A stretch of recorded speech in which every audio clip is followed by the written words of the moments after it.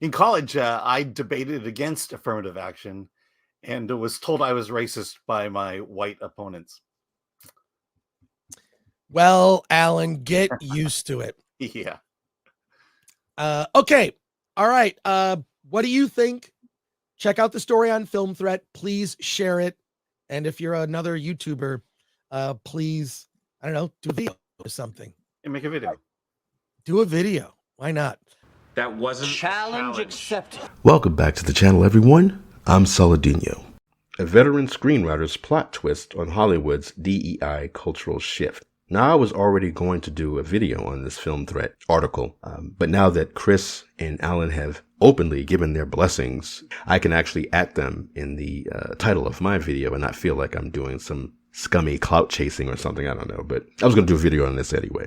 And the thing for me is the doubling and tripling down from these cancel pigs, these SJWs. You've seen all the failures over the past few years of these DE&I guidelines. You look at the Oscars and the Golden Globes instituting these stupid guidelines, and you have to have so many black people in the movie and so many different disabled people. All this nonsense that's going to kill creativity. You can't do anything shocking or surprising because everything has to follow a script, and everything has to be done for people who are going to complain about it on Twitter if it goes outside what they want and what they like, what their diseased, rotted brains can handle or can't handle. Everything's based on that. And just the whole DEI thing, I was looking at this article at the beginning of the year. I didn't read it, but MSN used to do a lot of, and I think they still do, but they didn't do as many clickbait articles about trans women invading women's spaces. They do a ton of them, and it seems like they purposely do it just to get you to click on it and to downvote it. But they did one this time about say goodbye to DE&I, and I'm looking at the title thinking, or the headline saying, oh, yeah, okay, so this is just like the trans stuff.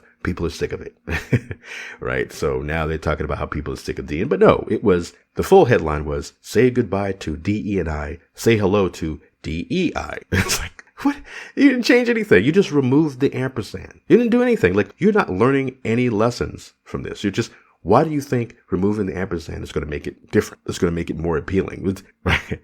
And it reminds me of this tweet. I got banned from Twitter a couple of years ago, so I can't find it. I think it was Alan Alda's son, Alan Alda, the guy from MASH. I think his son, at the end of 2016, he did this tweet where 2016 was a horrible year, if any of you remember it. I don't know, maybe in your personal life it wasn't, but it was a big year. It was Slaughterhouse 2016. Bowie, Prince, Carrie Fisher, George Michael. Oh man, so many of them died that year, right? So at the end of 2016, the tweet was something like 2016 says, goodbye, everybody. I love you all. Something like that. And 2016 leaves the room, puts on a mustache, comes back into the room. And 2016 says, hi, everybody. It's me, 2017. So like nothing's changed, right? He just put on a mustache. It's no different. And so this DE&I is now just DEI, but they're not changing anything. They're just going to double and triple down. All right, so this article from Film Threat. So this is on their website. A veteran screenwriter's plot twist on Hollywood's DEI cultural shift by Anonymous. An open letter from a white writer to the film and TV business. For the last 20 years, I've been a working professional screenwriter. Between 2004 and 2018, I was sent on hundreds of meetings with some of the best studio executives, producers, and directors in the business. I loved it. It was an opportunity to chat with like-minded people who love film, grew up with movies, and were making them at the highest level. We discussed ideas, plot, characters, and their arcs, and who's the audience. Maybe chat about subtext and themes. It felt like an episode of Jon Favreau's Dinner for Five. Sometimes you would end up getting work, other times you made a great connection. Everyone was intelligent, film and TV savvy, and had a deep understanding of the business side of the industry. In 2019, things started to change and quickly. And so you have this WGA Prospective Writer Search Form, right? And it's talking about, your sexual identity and your age group. Suddenly, subtext and themes became the main point of discussing a project or IP. The first question at every meeting became, what can we say with this project? Or what can we teach people with the story? Plot, character, and audience were now secondary and sometimes not even discussed. And this is the kind of thing that you see with Spider-Man 2, where it's not about Peter Parker as Spider-Man and his trials and tribulations. It's about Miles Morales and MJ. they're the main focus on it. What Peter goes through is more in relation to how he's failing and has to apologize to them for not living up to what Spider-Man fans know and expect of Spider-Man. These new execs weren't savvy and business-minded execs.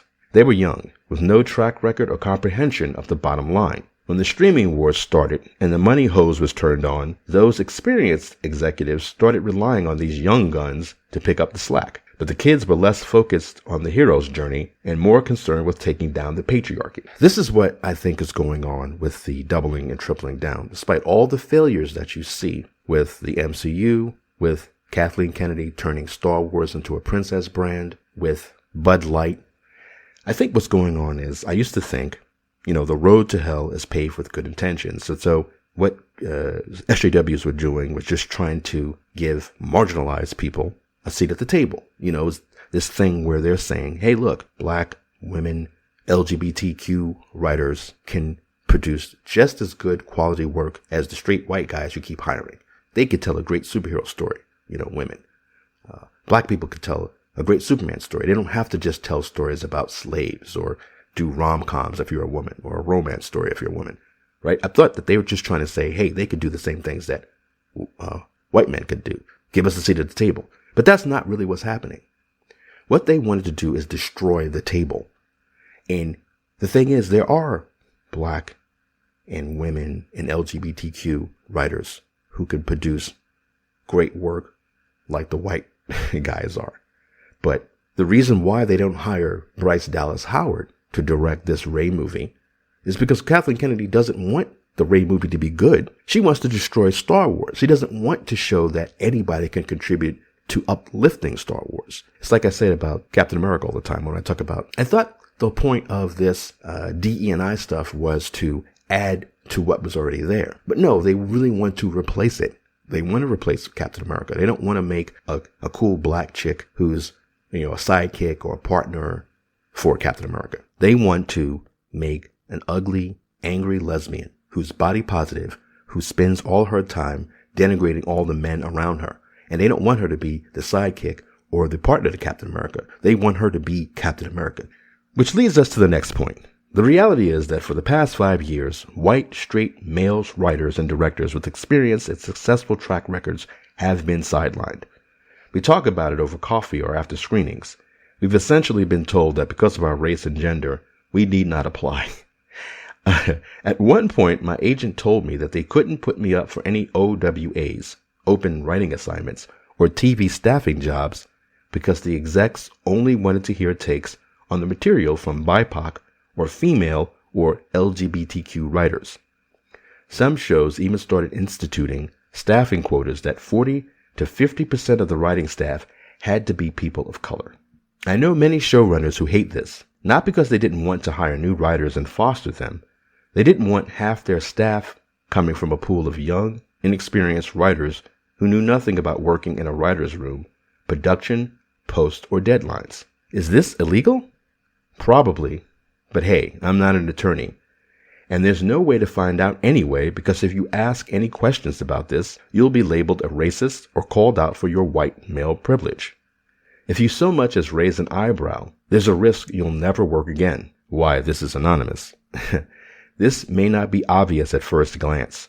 There sure seem to be a lot of white dudes at the Golden Globes, right? I don't know, I don't watch the Golden Globes. Well, this doesn't impact the top 2% of writers, showrunners, and directors, since they're in the rarefied air, but they get work no matter what. It's those of us with decades of experience working on some of your favorite TV shows and films that are now sitting on the sidelines waiting.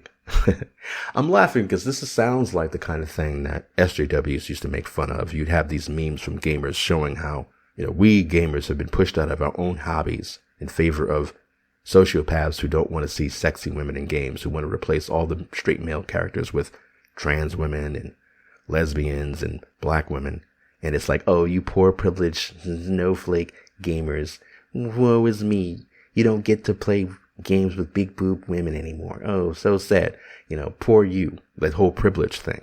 And, you see this white guy, he's talking about being pushed out of his hobby, and other white guys all talking about it of coffee, how, hey, we don't get to do, and it would sound on the face of it like okay, yeah, you're white. You should be able to get a job. But if the industry isn't destroyed in 10, maybe 20 years from now, this is the kind of thing that Hollywood would make movies about. This is essentially The Crucible. This is the House Un-American Activities stuff all over again. Except now, the Reds are in charge. The Reds were the one who were being hunted, or people who thought it was fashionable to say that they were commies or whatever. You know, the whole McCarthyism stuff where they're forcing writers and actors to name names and, you know, confess to being a communist or declare that they weren't communists. And, you know, they were blacklisting writers and all that stuff. And it was even, you know, like I said, so making a movie about it. Like there was a movie with Woody Allen. Was it The Front, where he essentially pretended to be the writer of scripts that were actually written by blacklisted writers, and he would, share the proceeds of the sales of these scripts, right? And so, you know, there may come a time now where you have writers like this anonymous dude hiring black lesbians to pretend that they're the ones who wrote his script. So let's see. No institution reinforces this more than the WGA, the Writers Guild of America. One glance at their monthly calendar of events shows a Latinx Writers Committee meeting. They're still pushing that Latinx stuff. An LGBTQ plus Writers Committee meeting, a Committee of Black Writers meeting, a Middle Eastern Writers Committee meeting, a Women's Writers Committee meeting, and an Asian American Writers Committee meeting, to name just a few. And, you know, there's screenshots of this WGA prospective writer search form. There's a part 1 and a part 2. There was the sexual identity, the age of the writer. Now you have the gender identity, the disability of the prospective writer. It's truly insane. If you so much as raise an eyebrow, there's a risk you'll never work again. Can you imagine if there was a white writers committee meeting? We might be murdered. I mean, there are unhinged people out there, but I think it's one of those things where all you have to do is literally just stand up to this nonsense, and these people would fold because they don't really have a leg to stand on. One of the reasons why the Hogwarts Legacy boycott failed so spectacularly is because it's the kind of thing where you don't have to confront anybody about it. You don't have to be public about it. You see how they went after the YouTubers or the streamers or the VTubers who talked about playing the game or who actually streamed the game. They went after them because they could publicly do it. But most people, all they're going to do is just go, yeah, whatever. I'm just going to go to Steam here or PlayStation Store and just buy the game. You can't stop me. So the dumbest thing ever. But the success of Hogwarts Legacy should show that this stuff isn't as popular as these online weirdos pretend that it is. And if you want to save your career and save your industry, you should be more open than even this anonymous stuff. I get this one guy doing this, but they should really start banding together, these guys and women too, and saying, look, we're going to put our names on this and we're going to say that a lot of us feel this way. And there's too many of these idiots tearing these industries down for no reason, no real reason. Nobody accepts this.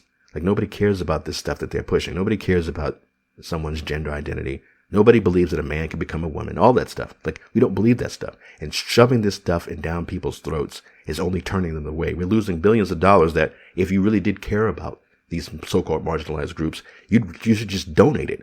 Why piss it down the drain, And who do you think is really going to be on your side when you start confronting them with how destructive and wasteful their practices are? But anyway, so he says they might be murdered if there's a white writers committee meeting. And the saddest part of all of this is that most of the people who would fill that room are some of the most liberal people I know. People who have gone out of their way to foster new and unique voices. This thing about fostering new and unique voices is funny to me. It's one of the things I talk about when I talk about Spider-Man 2, Electric Boogaloo, how I think one of the reasons why they made Peter look like Tom Holland, even if it's true that the original guy that they modeled Spider-Man off of in part 1 or the first game demanded more money to be used again, they could have made Peter Parker still look like a guy who was a veteran Spider-Man. But they made him look like babyface Tom Holland so that he wouldn't look like he was capable of being Miles's mentor. Because it would look even stupider for Peter to look like he did in the first game, to be constantly fumbling and stumbling and bumbling and rumbling all over the place, making a fool of himself in front of MJ and Miles, and then telling Miles, looking like the Peter in the first game, saying, why does the city need me if they have you? It's like, you've been doing this now for almost 10 years. You a veteran. Like, we don't, like, this little chump can't even, like, lace up your boots. Why are you telling him this? But no, since he looks like Tom Holland. But anyway, so check out the WGA's own 2022 Inclusion and Equity Report and make your own conclusion on the WGA's priorities on this. When creating a writer's profile on the WGA website, there is one box to check if you're heterosexual, 3 choices under transgendered, and 6 under LGBTQ. Not sure what those statistics have to do with writing a great episode of The Witcher. This mindset was very present at the last in-house WGA meeting held before the strike of 2023. Every 3 years before we have a new deal with the studios, the negotiating committee sits on a stage and members throw their complaints at them. And God bless them. They sit there for hours on end, listening to a bunch of writers bitch and moan, like I'm doing. The complaints at these meetings over the last 2 decades are always the same. How do we get more money and more residuals? In 2023, the meeting had a decidedly different tone.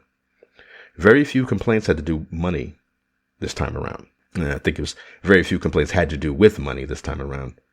There was a litany of complaints about not enough diversity in the ranks.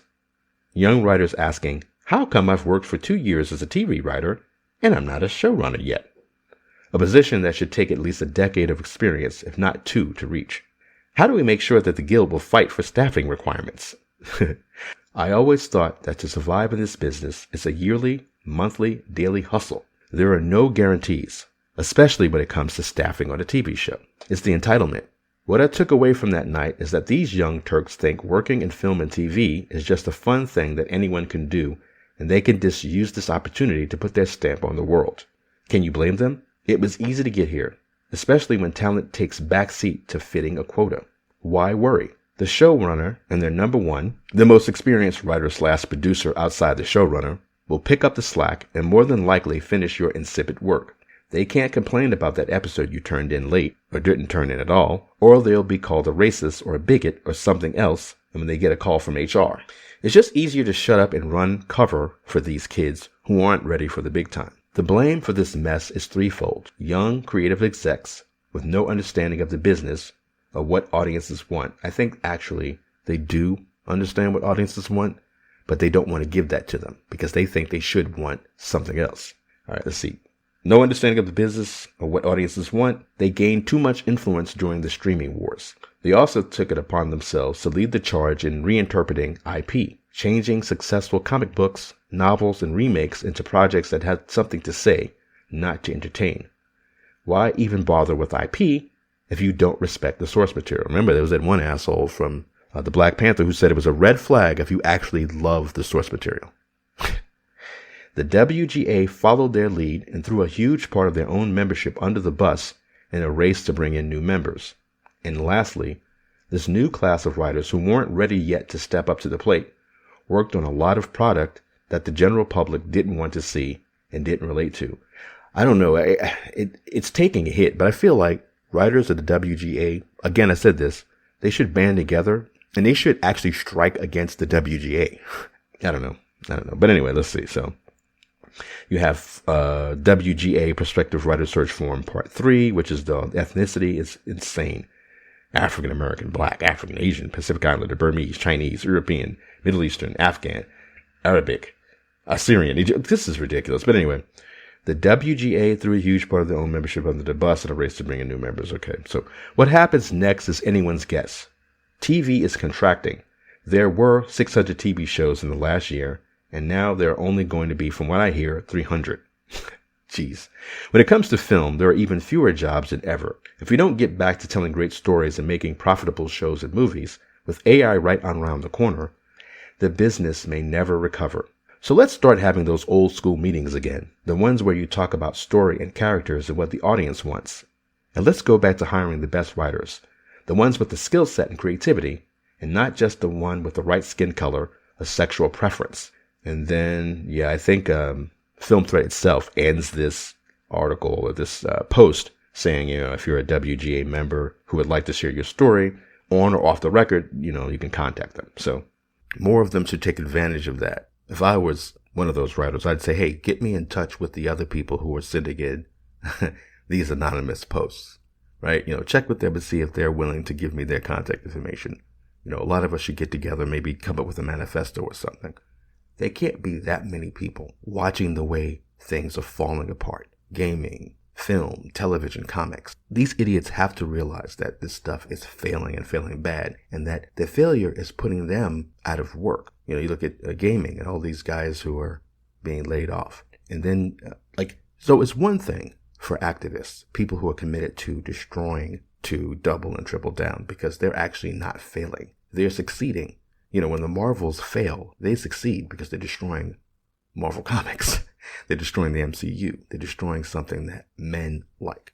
But for, the people who are actually running these companies, I don't know. I mean, they're losing all this money. Is it worth it to them? Is it worth it to the powers that be, the New World Order or whatever, for them to lose so much money, turning Star Wars into a princess brand? And what are they getting out of it? I always say, when you talk about 1984 and you talk about newspeak, you talk about all these rigid restrictions on expression and on individuality and that kind of thing, that it helps the hierarchy for people to fight about whether or not a man can become a woman. There's no sensible society that actually has that argument and pretends that it means something. This wasn't an issue before, where people were like, no, a man can be a woman. It's just a social construct to say that a woman is a woman and a man is a man.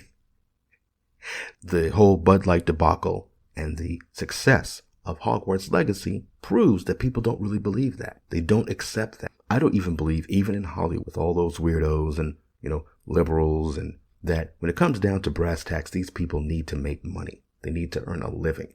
In fighting about whether or not you should have 5 Indians with missing an arm and 2 Native Americans who are blind, and fighting for that to be on the staff that's going to take money out of your pocket, and you're just upholding them being there, not because they're talented, but because of their, gender status or their racial status or whatever. That's hurting you. Like I said, all this money being wasted, this stuff could go to cleaning up the ocean, but no, instead it's being sent out and done to own the chuds. And then it's putting you fools out of jobs.